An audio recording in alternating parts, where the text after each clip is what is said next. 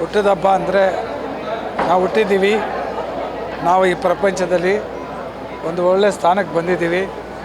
ನಾವು ಏನೋ ಒಂದು ರಿಟರ್ನ್ಸ್ ಕೊಡಬೇಕು. ನಾವು ವಿದ್ಯಾಕ್ಷೇತ್ರದಲ್ಲಿರೋದ್ರಿಂದ ಪ್ರತಿಭಾನ್ವಿತ ವಿದ್ಯಾರ್ಥಿಗಳಿಗೆ ನಾವು ಸ್ಕಾಲರ್ಶಿಪ್ ಥರ ಕೊಡ್ತೀವಿ. ಈಗ ಮೇಲ್ಗಡೆ ಮೆಡಿಕಲ್ ಸ್ಟೂಡೆಂಟ್ಸ್ಗೆಲ್ಲ ಕೇಳಿದೆ, ನಾನು 30,000 ರೂಪೀಸ್ ಕೊಡ್ತೀನಿ every year until the complete their medical. ಆ ಮಗುಗೆ ಹೇಳಿದೆ, ಎಷ್ಟಮ್ಮ ನಿನಗೆ ಫೀಸು ಅಂತ.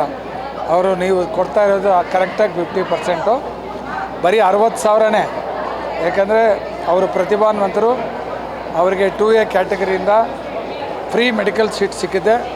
Free medical seats 60,000 rupees. So ಅದರಲ್ಲಿ 50% ನಾವು ಕೊಡ್ತೀವಿ. ಒಂದು ದಿವಸ ಅಲ್ಲ, every year until the complete the course.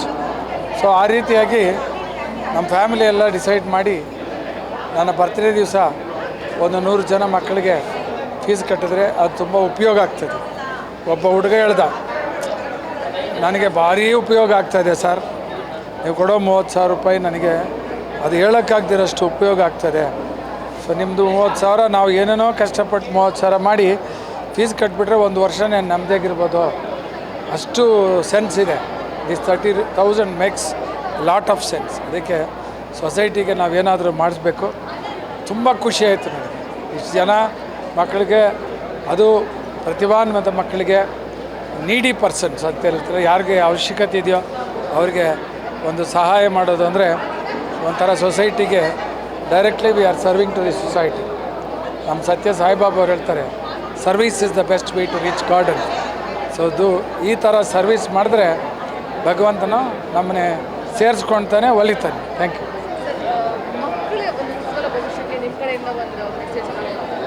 ಮೆಸೇಜಾ? ನಾನು ಹೇಳಿದ್ನಲ್ಲ, work work work. There is no substitution for hard work. ಒಂದು ಗೋಲ್ ಇಟ್ಕೋಬೇಕು, ವರ್ಕ್ ಮಾಡಬೇಕು, ಆಟೋಮೆಟಿಕ್ಕಾಗಿ they can reach the goal. Thank you.